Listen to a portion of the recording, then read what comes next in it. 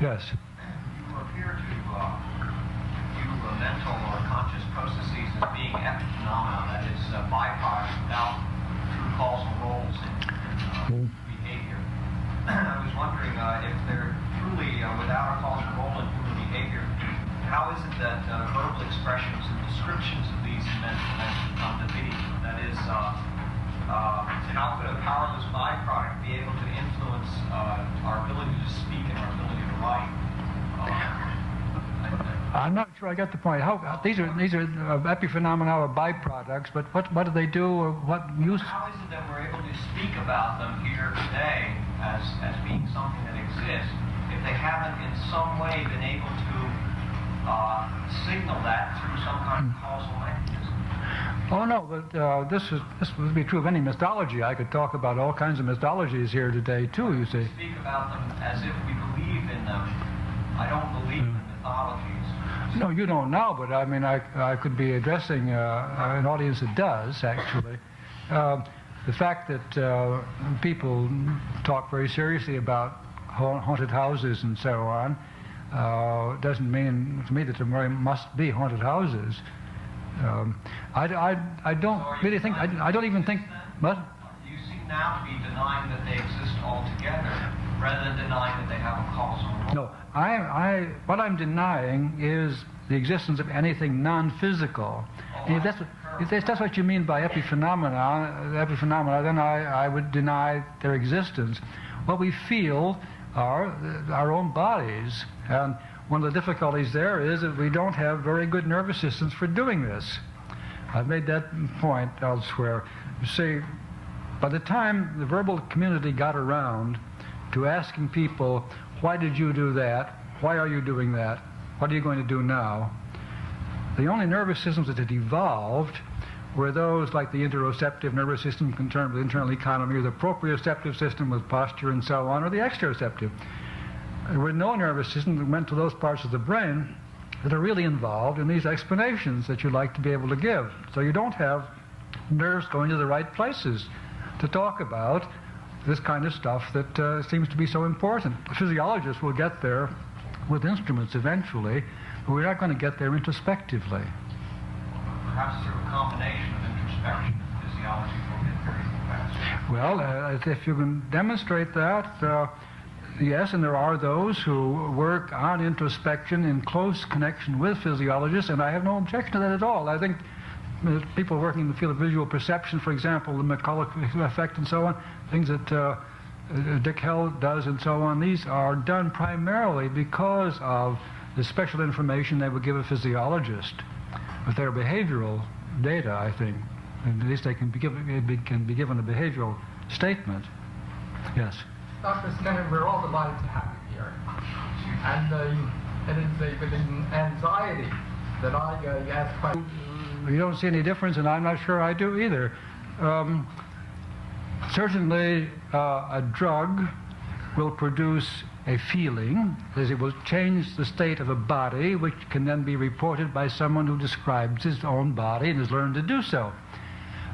I would ask you, first of all, though, if your patient says to you, I feel depressed, should you not be rather curious as to how he and under what conditions he learned to use that word? Yes. And would you not expect that it would be taught to him at times when it was his behavior that was depressed rather than a feeling which no one else could see? I don't know which came first. What? Regardless of what he answers, I don't know which came first. Well, all right. Let's let that go. You see that the person is not doing what he doesn't pay attention to business. He sits and doesn't say anything in the conversation and so on. You say that man's depressed. He may have his head down and so on. The James Lange theory. Lange was much better than James in discussing and describing these conditions of the body which are weighed down with grief and so on. He has a lot of depression in there too. Well, all of this is the way the society teaches a person to say, I am depressed. Now, at the same time, the person feels something inside too. And possibly there can arise a condition with none of the external stuff at all, and the person will say, I am depressed. And so he comes to you and he says that, you could say, this person is telling me that his body is in a state, so far as he has any nerves going to it, associated with the conditions which have led the verbal community to teach him to use the word depressed. Now, do you want to say that it was that bodily state that caused him to have his head down and not speak up in the conversation and so on, or vice versa? That's the egg and the hen question that you're raising. Which came first, I suppose? I would say they're both part of the same kinds of thing. There are certain conditions that do this. Now, what do you want to do about it, though? How are you going to treat this? If it's a drug thing, you get rid of the drug, obviously. Dr. Skinner, you see, we're talking about symptom removal. And that's why, coming back to one of your earlier questions that you answered and said you really don't know the answer to, why all kind of therapies work, is because most are self-limiting. And people resolve their own problems, whether they're social or biophysical or emotional. So whatever you do works. I mean, in most situations, most people are going to get better.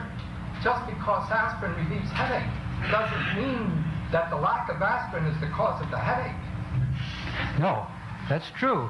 But are you suffering from, let's make it a toothache instead of a headache? I don't know where it is in the head, but when you take aspirin for a toothache, are you getting rid of the ache? And if so, why do you bother with a dentist? The dentist treats the tooth, not the ache, right? Aspirin cuts off the connection between the tooth and you. I would agree. We treat symptoms.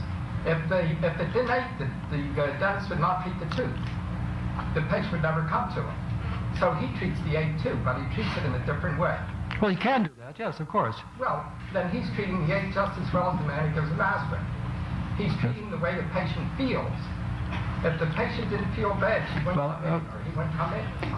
If you would change the way the patient feels to what the patient feels, I would be very happy about that. I think we do that. Yeah. I hope that we do that, regardless what we do. Yeah. Whether we approach it from the quote behavioral viewpoint or from the psychological viewpoint, because I think it's the same, really. My only concern here is to see the role of the operant kind of behavior in these states, whereas the Wolpe kind of desensitization might deal with the feeling. Now, supposing you've got a person who's moved from one city to another, is supposedly a common source of depression. You've got a whole repertoire that works very well in one city. You call up your friends and they're there. You go to the store and the store is there. You go to the movies and their movies are there, and so on. Everything, you have a big repertoire of behavior, all works. You move to another city, nothing. The phone, that number won't dial up your friend. There's no store where you went before, and so on. And then you get depressed.